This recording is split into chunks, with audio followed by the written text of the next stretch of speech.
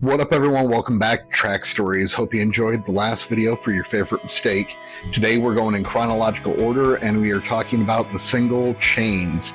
This was our Nick Jonas cover. It was actually the only cover we have ever put into full production for recording and for producing and all that stuff. We're really rarely ever doing any covers, so it's even more rare that we put the production into recording one. But at this point in time, it was on the back end of the Pop Goes Punk era and fad and everything, and our manager at the time was pretty adamant that we at least give it a try and we see what we could possibly do for that whole style of everything. So for a good couple months, we hadn't landed on what song we wanted to do, but we were just keeping an eye on the top 40 charts and seeing what ones we thought one would actually do a fairly good job of climbing the charts, we thought, and two would be easy and good interpretation for us to throw our take onto and throw it out there,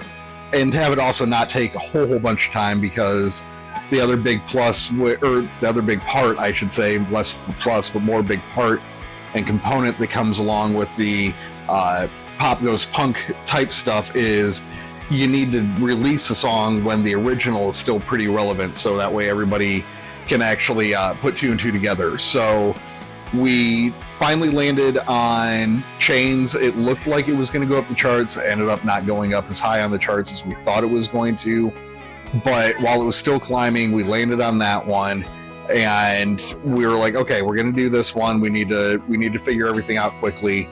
We knew our main guy that we usually do all of our stuff with, which is Putt, wasn't going to be available on that short of notice.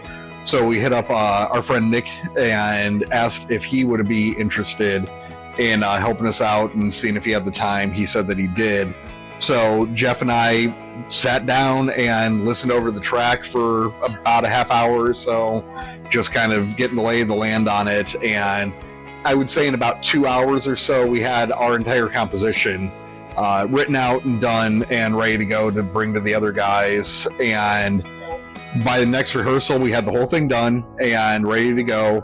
We ended up heading to the studio, got that whole thing knocked out in one day, and then letting Nick know that, hey, this was kind of a time-sensitive project. So we had the whole thing from pick of song to finish recording and make some master and ready to go and release.